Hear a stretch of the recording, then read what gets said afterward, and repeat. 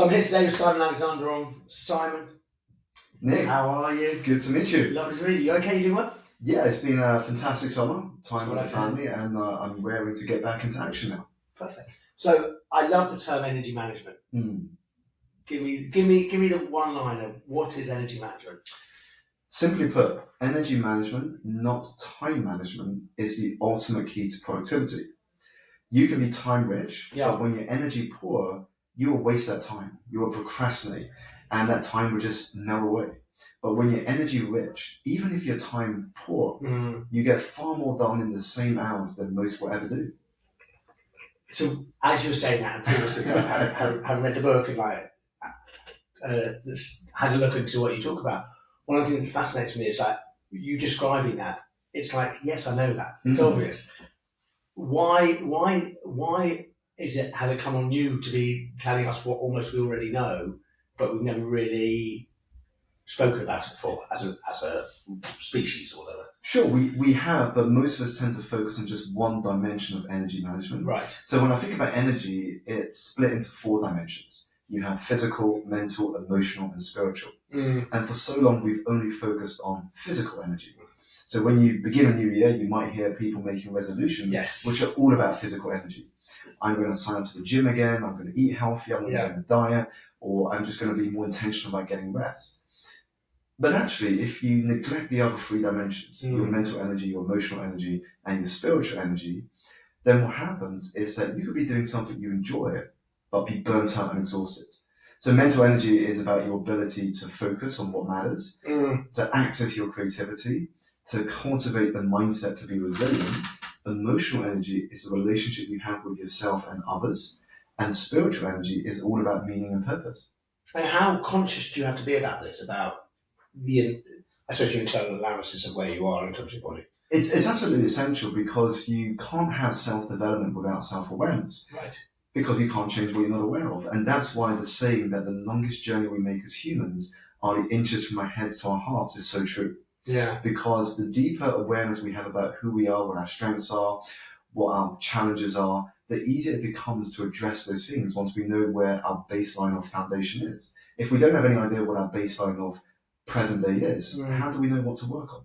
Do you consider our kind of, again, as a species or a collective, are we quite simplistic in terms of how we think? And actually what you're trying to do is almost show us what our potential is and how we should be thinking rather than how we currently do. Definitely. I think there's a rhythm we need to get between periods of deep work and periods of intentional rest. If you're always working, you could be going around in circles but not really going anywhere.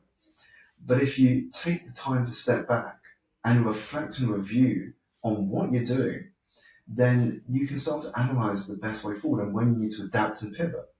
Otherwise, you could be spending years, even decades, along a path that is not meant for you. And this is where people can feel spiritually exhausted.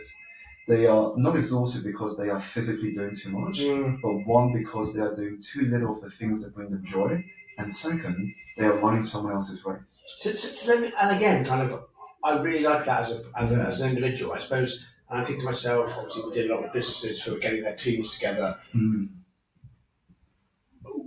Is it about the individual changing their behaviour and being more cognizant about what they're thinking, or is it about the business helping them and driving them down this like we talk about the work-life balance and hybrid work and all this other stuff? Is it about the work actually indicating to them why they should be doing this rather than just because it's a nice thing to do? I think it's a bit of both. It can't be one-sided. So on the one hand, it's about employees being open to share their vulnerabilities, to be open to ask for help, to do that inner work that's required for them to show up as their best and fulfill their potential. But on the other hand, it's also up to those leading the organizations to create that environment that allows them to thrive, to give them the opportunities to share their ideas, to ask for help, to collaborate with others, to be okay to fail and to get up again. There's no point preaching to employees to do one thing, yet your culture talks about a very different thing and you measure their success and remunerate them in a very different way. Yeah. So there needs to be some sort of harmony between those at the top and those that you serve. And that is it. And that change of behaviour, both for the employer and the employee, is it quite a systemic change? It is, and it's one of the things that often gets put to the side. Let's imagine a startup has just began building their business with a small team of 5 to 10 people. Now, the culture is easy to maintain when you have a small group of people.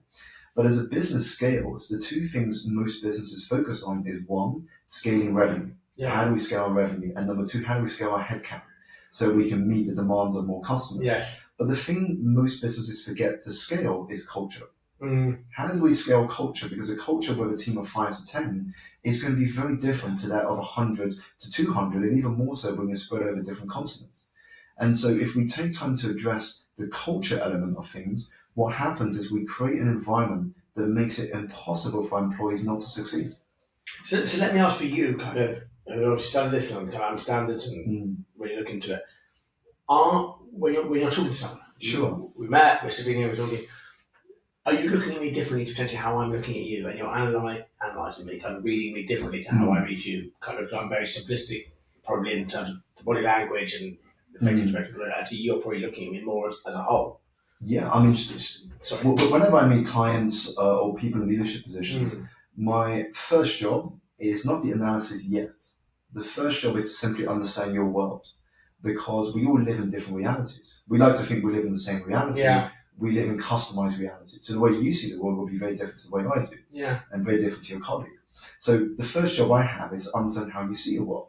So I might ask you about your job in a company, what you enjoy, what you don't enjoy, what your challenges are, why you see them as challenges, just so I can step into your world. Yeah. And the analogy I use is like going to Sherlock Holmes at his office in Baker Street and saying, hey, Sherlock, we've got this crime and I need your help to solve it. Sherlock doesn't go straight out and solves it straight away for his analysis. He goes, take a seat, and he asks questions of his prospect client to gauge a picture of what had happened. Without those clues and insights, how do we get to understand one another? So what's your favourite question to ask someone when you first meet them? So my favourite question is, how are you really? How often do you get that honest? And how often do you get that honest answer afterwards? I get it more often than not now, because I think the ability for someone to answer that question, and it's probably also why employees and companies don't really answer that question well, it comes down to your level of trust. Do you trust that what you share with that person will be heard at the level you want to present it at, or will it be used against you? And what are you doing in order for me to instantly trust the fact that I should answer you? So for me to build trust in every relationship I have, whatever we speak about is private and confidential. None of it goes outside of the room. It's only in my notes, and unless you want to share something, then of course we discuss that and you can go and share what you like. But I wouldn't share anything without our permission. And you're very open to that in terms of how that would work. Indeed. And even if I coach people in a company, and the leader might say, Simon, I'd love some feedback to gauge what you got from the people you coached or mentored, I will say, I can give you macro insights at a high level. What are the issues, what are the challenges, and what are they working towards, but nothing beyond that.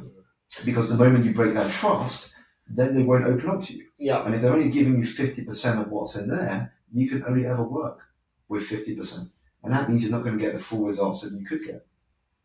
Simon, lots to think about. Thank you so much. It's been a pleasure chatting to you and really enjoyed the time. Likewise, Nick. Pleasure to speak with you. Yes.